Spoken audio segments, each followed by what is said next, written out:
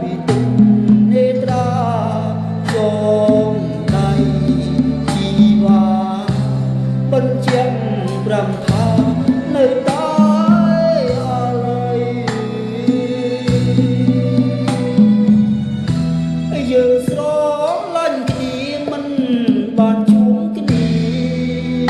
ដូចមានកម្មពីមកខ្លាយ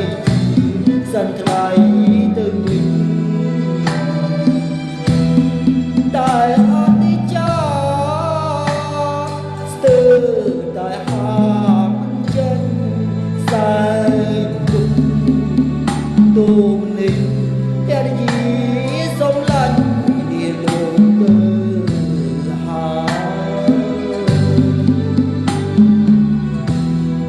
ប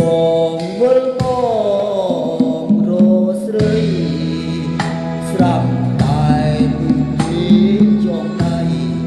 បងសាល់វ័យជីវិតរួមនៅ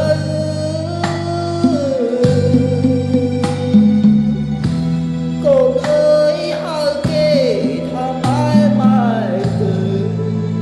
កូនគុំនឹកអើលីហើយលីហើយ